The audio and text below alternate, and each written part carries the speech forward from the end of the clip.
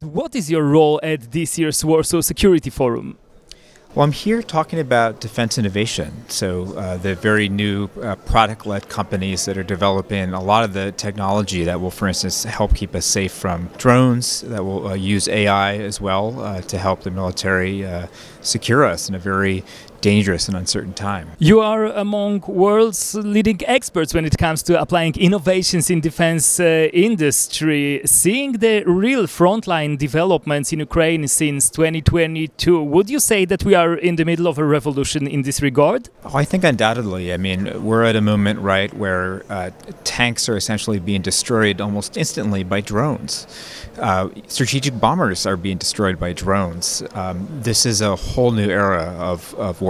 Following up on my previous question, in your opinion, is NATO ready for this rapid shift in the art of war? Because to me it seems like a lot of books on battlefield strategies suddenly turned out to be completely out of date. Well, NATO, along with the US, of course, has a big challenge ahead of it because things are changing so quickly, and the amount of change that's needed in terms of the kind of weapons platforms and technology we buy is quite significant.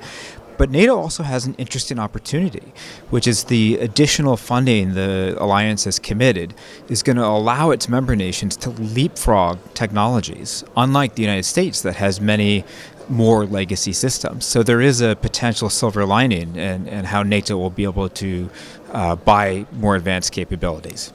There is also an interesting economic aspect to this, because when $2,000 drone is destroying $2 million tank, the backbone of military machines can quickly become dissolved with using little resources. Yes, and that development of adversaries being able to use very low-cost weapons to disrupt very sophisticated weapons platforms is not a trend that favors militaries like NATO or the United States that have made major investments now in platforms that may be irrelevant on the battlefield. It kind of resembles Afghanistan from the time of Russian invasion, where the low-cost means used to destroy high-cost equipment were one of the reasons why Russia ultimately lost. Well, this is, of course, a trend in military history that's been gone for a long time. But, if you just walk from the beginning of the Ukraine war until now, and how the tactics and some of the technology used in Ukraine we've seen show up in other battlefields, including in the Middle East,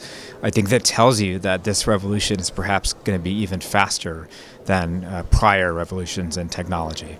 The sci-fi theme of AI going rogue and trying to wipe out humanity is quite widespread in popular culture, with little autonomous weapon systems gradually entering the military stage. Don't you think that we are all treading quite a dangerous line? Well, at Scale AI, one of the core things that we do is a lot of tests and evaluation around AI safety to make sure that any AI product or system that we operate is reliable, and that you can trust it, and that it won't behave in ways that are unexpected. And so yes, we are entering a new era where AI systems and AI safety are going to be quite important. And oh, by the way, it's not just going to be AI-enabled weapon systems. It's also going to be AI-enabled command and control systems. I'd say that big companies or states, they have some let's say, hopefully they have some moral borders when it comes to use of lethal autonomous systems, but as the technology develops, it will become widespread and available also to independent parties who may not be so eager to follow the rules. That's for sure, but again, the U.S. Department of Defense has established very thoughtful guidelines on the responsible use of AI in the battlefield.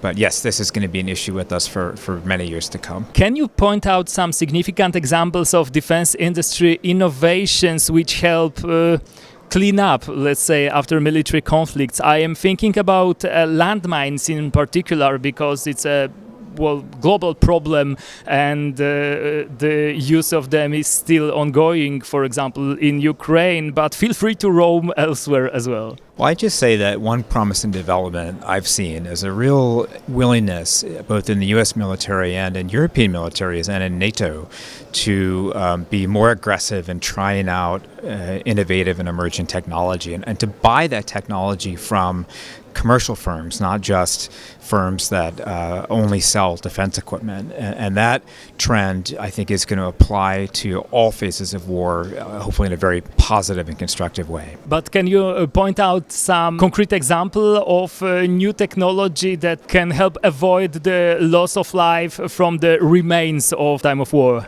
Yeah, I'm not a specialist in post-conflict stabilization or reconstruction, but certainly AI has already been used quite proactively to do things like spot forest fires, for example, even some set off by military activity. And so there are overlaps, I think, between technology being developed for the defense world and technology that will have very helpful and beneficial humanitarian impacts.